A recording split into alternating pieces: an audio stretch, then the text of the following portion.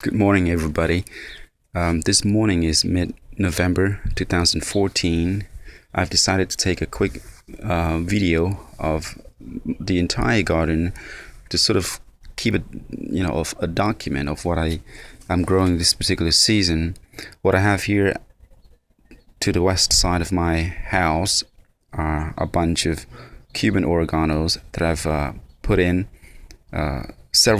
about 3 or 4 months ago, and have just allowed them to sprawl wherever they may.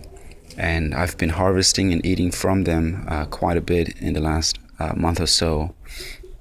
I use it for juice, for lettuce, for salad wraps, for just eating raw practically every morning, because there's so much of them that I had to put them, to some sort of use. This variety of aloe I don't really use. I just have them as extras, and I couldn't bear to throw them away, so I just keep them there.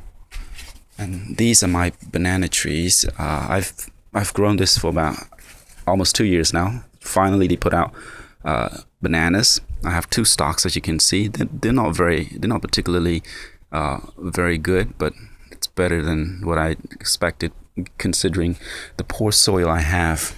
Basically, it's just sand, no clay at all. So these are some of my dying mints.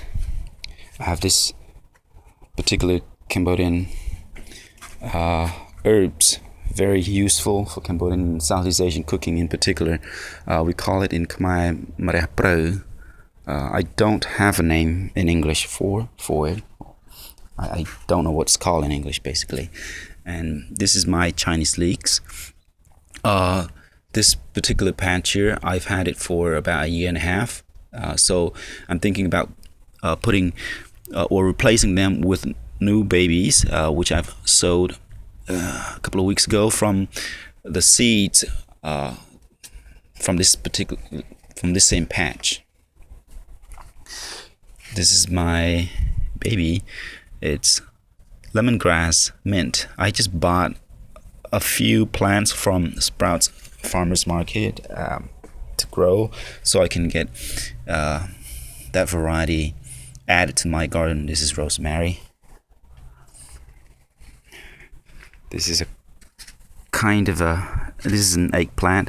I've harvested about 5-6 fruits from these different eggplants I have in the backyard for cooking yesterday. Okay, this is one of my favorite medicinal herbs. It's called pennywort, or gotokola, I think, in its Indianized names. And I've just been watering it and let it, grow, and eating from it 5-6, leaves every day, and they just keep on putting out more and more.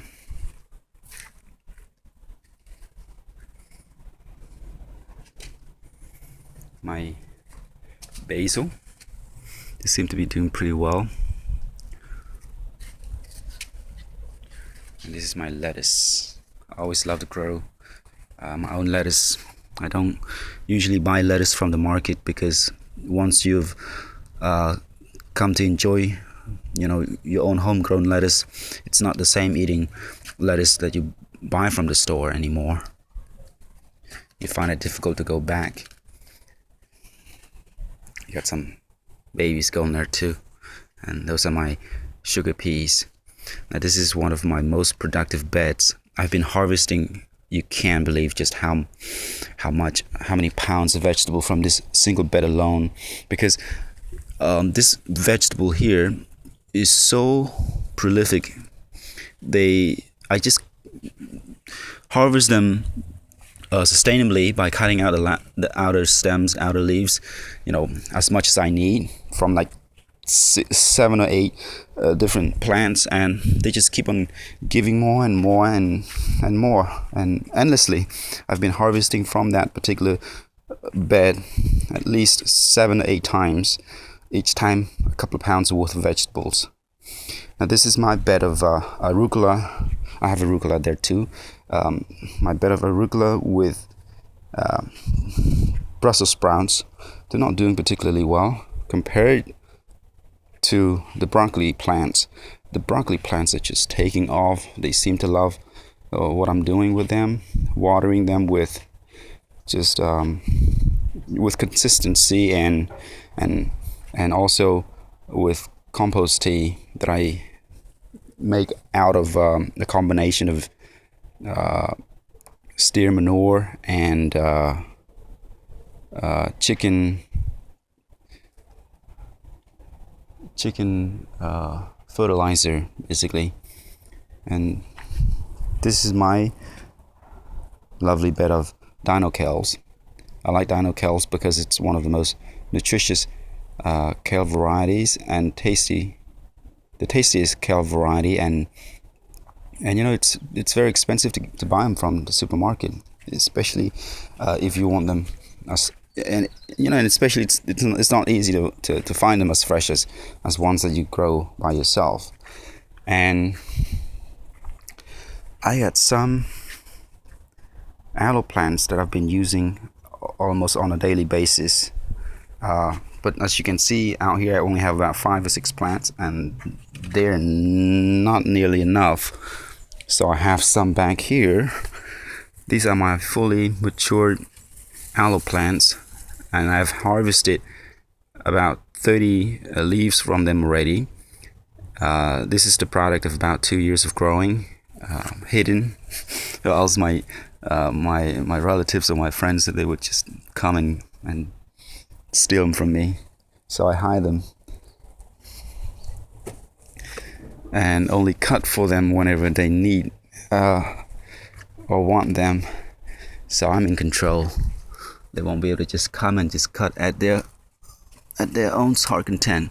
And now I have some what is it called? Oh, some sugarcane babies growing in the corner there.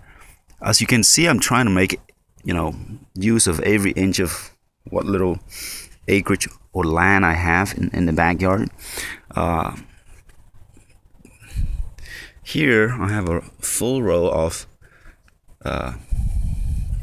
baby aloes that I recently put in about a couple of weeks ago. Aloes take very long to come to maturity, at least a couple of years. So I won't be able to eat from this particular plants, from these row of plants, for at least another 2 years or so. I've been putting in some cabbages, not cabbage, Napa cabbages in the middle to maximize the use of space. And these are Rosella trees. I use the leaves for cooking Burmese dishes or Cambodian dishes, and they're also a very beautiful plants to beautiful plant to grow and to have in the backyard. So I've incorporated them this year. This is my sweet wormwood, it's one of the amazing herbs as well. This is my patch of bok choy and 2 varieties of bok choys. This is my paka snao. It's a Cambodian flower vegetable. Here's some more of my potted eggplants. Some of my other broccoli. I love broccoli so much because after harvesting the main head in the center stem of the broccoli, they'll continue to give out smaller florets for a number of weeks, even months. So I like vegetables that continually give, because considering the limited space I have, I try to plant vegetables that can continually give me produce, and that's what I've done here with a lot of my vegetables. See, even this year I've tried to grow Swiss chard in cut out 5-gallon buckets to see how they'll do. Okay, thank you. Bye.